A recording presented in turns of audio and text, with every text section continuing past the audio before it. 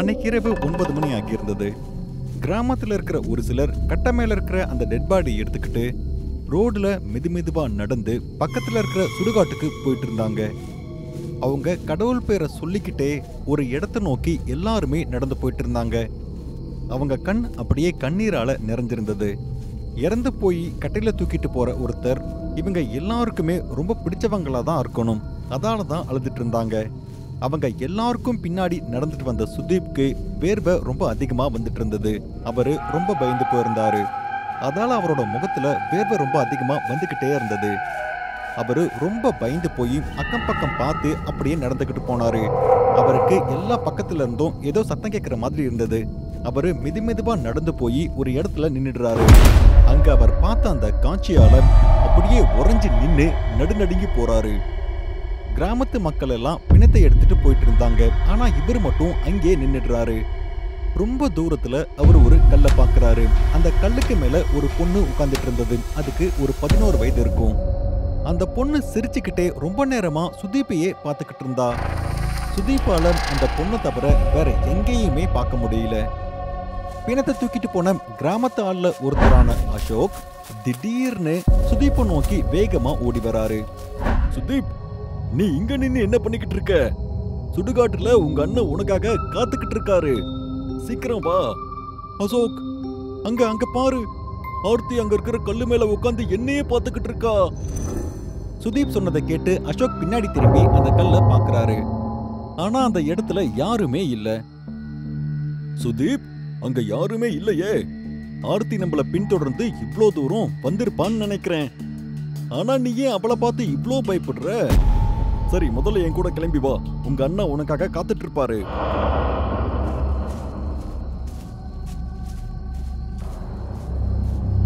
அசோக் சுதீப்பை கூப்பிட்டுக்கிட்டு சுடுகாட்டுக்கு வராரு. அங்க சுதீப்போட பெரிய அண்ணா பிரதீப் அங்க இறந்து போன அவங்க மனைவியோட உடம்ப எரிக்க தயாரானாரு.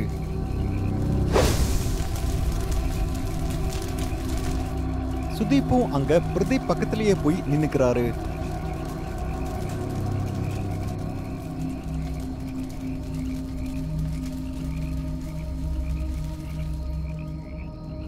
கொஞ்ச நேரத்திலேயே அந்த டெட் பாடி முழுவதும் எரிஞ்சிருது. அங்க நின்னுட்டு இருந்த மந்திரவாதி ஒருத்தர் அந்த டெட் பாடியை பார்த்து ஏதோ மந்திரம் சொல்றாரு. அப்புறம் எரிஞ்சு போன அந்த டெட் பாடியோட சாம்பலை எடுத்து ஒரு பானையில போட்டு பிரதீப் கிட்ட கொடுத்து சொல்றாரு, மகனே, இறுதி சடங்கு எல்லாமே நல்லபடியா முடிஞ்சிருச்சு. இந்தா, நீ இந்த அஸ்தியை எடுத்துட்டு போ. எல்லாருமே ஒரு விஷயத்த நல்லா ஞாபகத்துல வச்சுக்கோங்க. இங்க இருந்து திரும்பி போகும்போது யாரும் மறந்து கூட திரும்பி இந்த சுடுகாட்டை பாத்திராதீங்க. இதை கேட்டு எல்லாரும் சுடுகாட்டை விட்டு வெளியே போக ஆரம்பிச்சாங்க. அப்ப பின்னாடி இருந்து யாரோ சுதீப் பேரை சொல்லி கூப்பிடுற மாதிரி சுதீப்க்கு தோணுச்சு. அந்த சத்தத்தை கேட்டு அவர் பயந்து போய் அதே இடத்துல நின்றுடுறாரு. அவர் பின்னாடி திரும்பி பார்க்கலாம் அப்படின்னு நினைக்கும் போது திடீர்னு அந்த சாமியார் சொன்ன விஷயம் அவருக்கு ஞாபகத்துக்கு வருது. இல்ல, சாமியார் பின்னாடி திரும்பி பார்க்க கூடாதுன்னு சொல்லியிருக்காரு.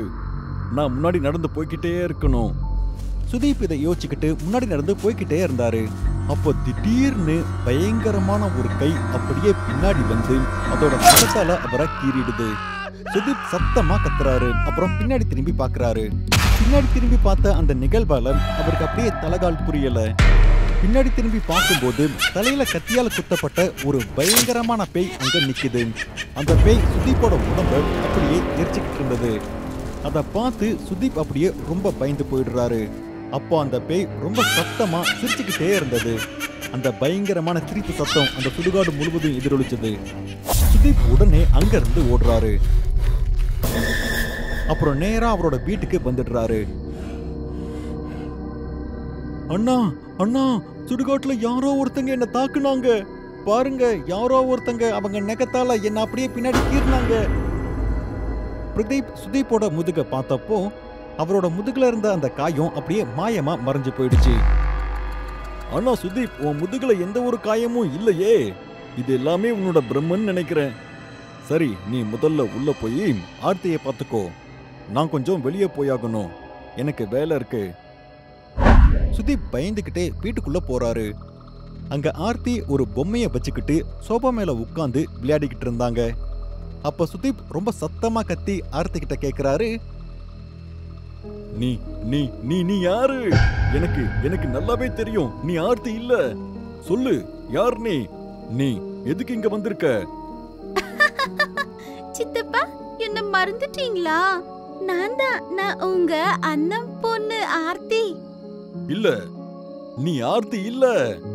ஏன்னா ஆர்த்தி இறந்து போயிட்டா. ஏன்னா நான் தான் என் கையால அவளை கொன்னு அவளை வயல்ல புதைச்சிருக்கேன்.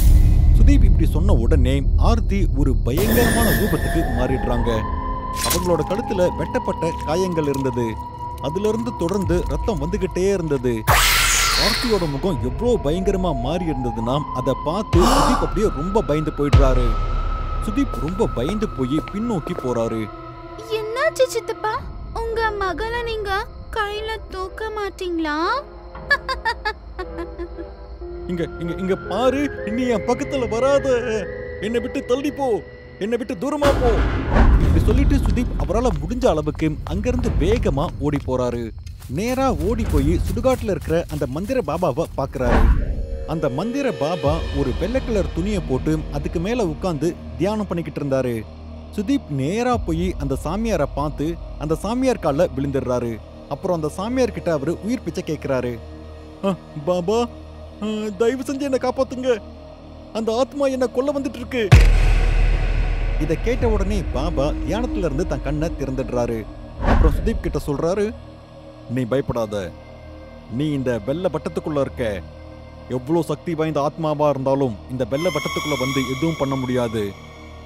ஆனா என்கிட்ட ஒரு விஷயம் சொல்லு, அந்த ஆத்மாவுக்கும் உனக்கும் என்ன சம்பந்தம் இருக்கு சொல்லு. ஏன்னா எந்த ஒரு ஆத்மாவும் காரணம் இல்லாம யாருக்குமே கஷ்டத்தை கொடுக்காது. சொல்லு, நீ அதுக்கு என்ன பண்ண? பாபா, அந்த ஆத்மா வேற யாரோடதும் இல்ல, என் அண்ணன் பொண்ணு ஆர்த்தியோட ஆத்மா அது. என்ன? ஆனா அவங்க 2 பேரும் உன்னையே கொல்லணும்னு நினைக்கிறாங்க. பாபா, எனக்கு ரொம்ப அதிகமா கடன் இருந்தது. அந்த கடனை எல்லாம் அடைக்கிறதுக்கு என்கிட்ட பணமே இல்லை. அதனால தான் ஒரு நாள் நான் அண்ணாவோட கபோர்ட்ல இருந்து பணத்தையும் தங்கத்தையும் திருடிட்டேன். அப்போ என் அண்ணி கங்கா நான் திருடிட்டு இருந்ததை பார்த்துட்டாங்க. அவங்க என்ன போலீஸில் பிடிச்சி கொடுத்துருவேன்னு சொல்லிக்கிட்டே இருந்தாங்க. அதனால நான் அவங்க தலையில ஒரு கத்தியால் குத்தி அவங்கள கொன்னுட்டேன். என்ன? அப்புறம் ஆர்த்தி எப்படி இறந்து போனாங்க? நான் என் அண்ணியை கத்தியால் குத்தி கொல்லும்போது அதை ஆர்த்தி பார்த்துட்டா. அதனால தான் நான் அவளையும் கொன்னுட்டேன். அப்புறம் நான் அவ கழுத்தை அறுத்து எங்க தோட்டத்திலேயே நான் புதைச்சிட்டேன். என்ன? நீ இவ்வளோ பெரிய பாவத்தை பண்ணிருக்கியா? ஆனா உன் அண்ணனுக்கு எப்படி இந்த விஷயம் தெரியாம போச்சு? பாபா, ஏன்னா நான் திரும்பி வீட்டுக்கு வந்து பார்த்தப்போ என் அண்ணியோட டெட் பாடி பார்த்து என் அண்ணா அப்படியே மயங்கி கீழே விழுந்துட்டாரு. அப்புறம் அவரு ஆர்த்தியை பத்தி என்கிட்ட கேட்டப்போ நான் அவர்கிட்ட ஒரு பொய்ய சொல்லிட்டேன். அதாவது அண்ணி இறந்ததை பார்த்ததுக்கு அப்புறம் நான் அவளை பாட்டி வீட்டுக்கு கூட்டிட்டு போய் விட்டேன்னு சொல்லிட்டேன். அப்புறம் பணத்தை திருட வந்த ஏதோ ஒரு திருடன் தான் அண்ணி இப்படி குத்தி கொன்னுட்டு போயிட்டான்னு நான் அவர்கிட்ட சொல்லிட்டேன்.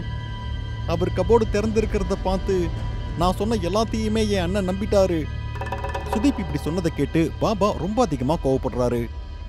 ஏய் பைத்தியக்கார மனுஷனே, 2 அப்பாவி மனுஷங்களை கொன்னு இருக்கியா? அப்புறம் இப்ப என்கிட்ட உதவி கேட்ட வேற வந்திருக்க? பாபா, ஆர்த்தியும் கங்காவும் இப்படி மறுபடியும் ஆவியா வருவாங்கன்னு எனக்கு தெரியாது. பாபா, எனக்கு உதவி பண்ணுங்க. இங்க பாருங்க, நீங்க எனக்கு உதவி பண்ணீங்கன்னா என்கிட்ட நிறைய பணம் இருக்கு. நான் உங்களுக்கு அதுல பாதி தரேன். நீங்க எப்படியாவது தயவு பண்ணி என் உயிரை மட்டும் காப்பாத்துங்க. பணம் அப்படிங்கிற வார்த்தை கேட்ட உடனே அந்த பாபாவுக்கும் பேராசை வந்துடுது. சரி, நீ பண்ண சத்தியத்தை நீ மறந்துடாத. அப்புறம் மறந்து போய் கூட இந்த வெள்ளை வட்டத்தை விட்டு வெளியே வந்துடாத. நான் இப்போ ஒரு மந்திரத்தை சொல்றேன்.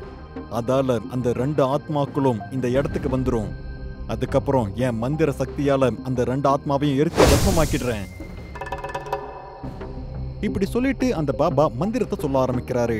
அந்த மந்திரத்தை சொன்ன உடனே கங்காவோட ஆத்மாவும் ஆர்த்தியோட ஆத்மாவும் அங்க வந்துருது. இங்க பாரு பேயே, நீ இப்பவே இந்த பொண்ணை கூப்பிட்டுக்கிட்டு இந்த இடத்தை விட்டு போயிரு. இந்த பையனை பின்தொடர்ந்து வரதை நிறுத்து. இல்லனா நான் உன்னை என் சக்தியால எரிச்சு உன்னை பஸ்மமாக்கிடுவேன். ரொம்ப ஆசைப்படாத. பண ஆசையால ஒரு கெட்டவனுக்கு உதவி பண்ற. என்னதான் பண்ணாலும் இவனை நீ காப்பாத்த முடியாது. இத சொல்லிட்டு அந்த பேய் சுதிப்பை நோக்கி வருது. ஆனா அந்த பேய் அந்த வெள்ளை வட்டத்துக்கிட்ட வந்தப்போ அந்த வெள்ளை கோட்ல இருந்து ஏதோ ஒரு சக்தி வந்து அந்த பேயோட காலை வைக்க முடியாம பண்ணுது. அப்போ அந்த பேய் திடீர்னு பின்னாடி போயிடுது. பேயே, நான் சொன்னதை நீ கேட்கலல்ல? இப்ப பாரு எப்படி நான் என் சக்தியால உங்க 2 பேரையும் பஸ்மமாக்குறேன்னு. இப்படி சொல்லிட்டு பாபா அந்த பேய் மேல மந்திரத்தை ஏவி விடுறாரு. இதனால அந்த 2 பேயோட உடம்பும் ஒரு கயிறால கட்டப்பட்டுடுது. அதுக்கப்புறம் 2 பேரும் எரிய ஆரம்பிக்கிறாங்க.